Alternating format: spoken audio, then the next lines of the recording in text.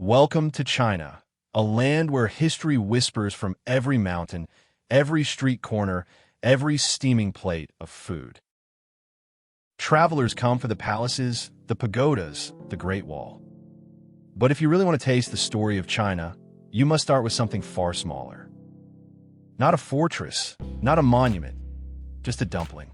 Dough wrapped around filling, it has survived dynasties, invasions, revolutions, and globalization. As we journey across China, from ancient tombs to neon-lit cities, you'll see how this modest bite became a vessel of medicine, wealth, and memory. So pack your bags. We're about to tour China's dynasties one dumpling at a time. Our first stop takes us back nearly 2,000 years to the Eastern Han Dynasty. Imagine traveling through Hunan in midwinter. The wind cuts like knives, ears blackened by frost. Here lived Zhang Zhongjing, a physician whose fame stretched across the empire. Seeing villagers suffer, he created something extraordinary: lamb, ginger, and herbs wrapped in dough and boiled in broth. These tender ears, shaped like the very frostbitten ears they were meant to heal, warmed villagers from the inside out. They weren't just food, they were medicine, a lifeline in the cold. Today, travelers in this region still claim dumplings as their winter comfort food. To taste one here is to taste the moment when a healer's compassion gave birth to a tradition destined to outlast dynasties. Travel north, and you'll discover why dumplings belong to this region. The Yellow River Basin was wheat country, while the south had rice. The north made life out of flour, breads, noodles, and dumplings. Early dumplings were practical, rough wrappers, thick and chewy, filled with scraps of cabbage or slivers of meat. They stretched a little protein into a family meal, turning scarcity into abundance. To this day, northern China remains dumpling country. Step into a village home near Luoyang or Xi'an, and you'll see families gather around wooden boards, rolling, pinching, folding. Dumplings are more than food here. They are glue, keeping communities together. As a traveler, you'll notice it instantly. Dumplings are the language of hospitality. If you're offered one, you're not just being fed, you're being welcomed into centuries of survival and sharing. By the way, if you're enjoying this journey through China's history, do me a quick favor. Smash that like button and hit subscribe so you don't miss the rest of our adventures. We've got so many more stories, flavors, and hidden gems coming your way. Now our tour moves west to Chang'an, the Tang capital and the beating heart of the Silk Road. Imagine walking its markets 1,000 years ago. Spices from India, glass from Persia, dancers from Central Asia, all converged here. And at the grandest banquets of the Tang, dumplings were no longer survival food, but delicacies, refined and adorned. Shaped like gold and silver ingots, they became symbols of fortune. Tang poets described them as edible treasures. To dine on dumplings here was to taste the wealth of an empire that considered itself the center of the world. Today, in Xi'an, you can still find echoes of this golden age in dumpling banquets where dozens of shapes and fillings are served. Lotus flowers, phoenixes, coins, all edible history on a plate.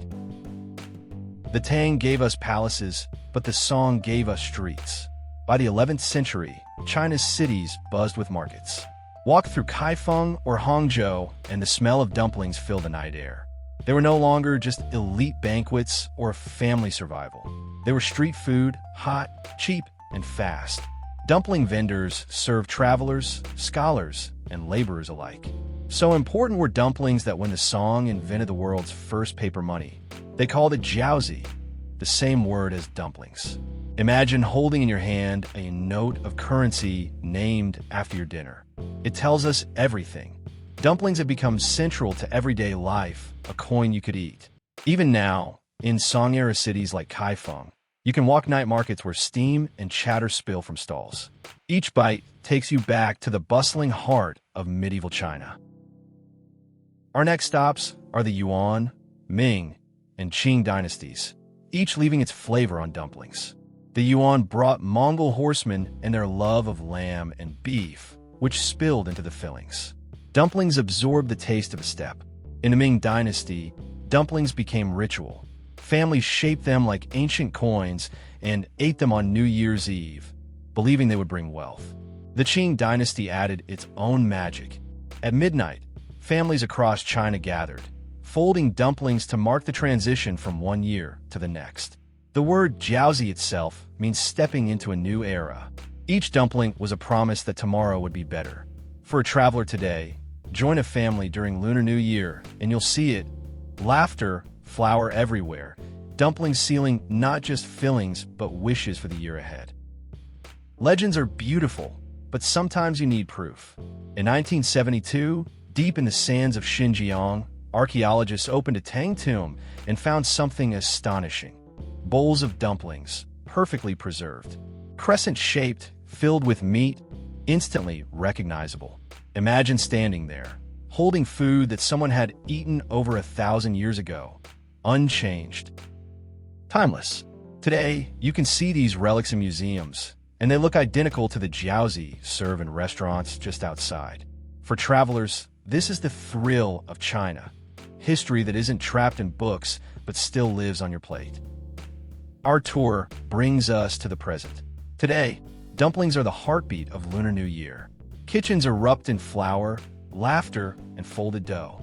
Coins are tucked into dumplings, promising luck to whoever finds them. In Beijing, Xi'an, or Harbin, you can join a dumpling-making class and roll, pinch, and boil alongside locals.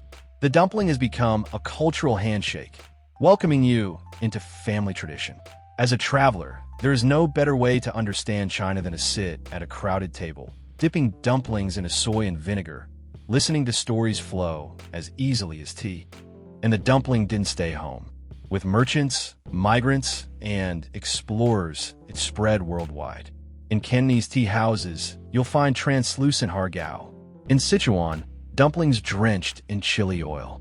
Across seas, Japan crafted gyoza, Korea mandu, Italy ravioli, Poland pierogi. The concept is universal, but the heart remains Chinese. No matter where you travel, when you taste a dumpling, you're tasting a piece of China's long journey.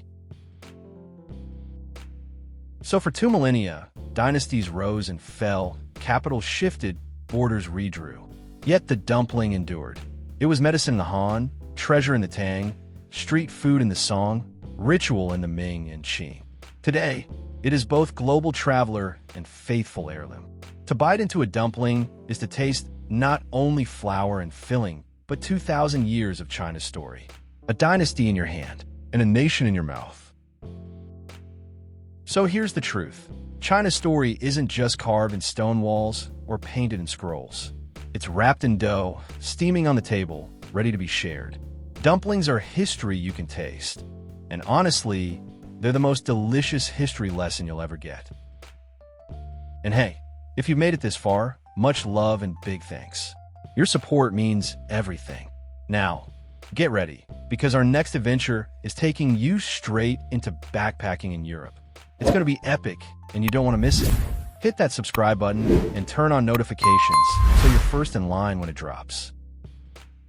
Until then, keep exploring, keep tasting, and keep traveling. See you in the next one.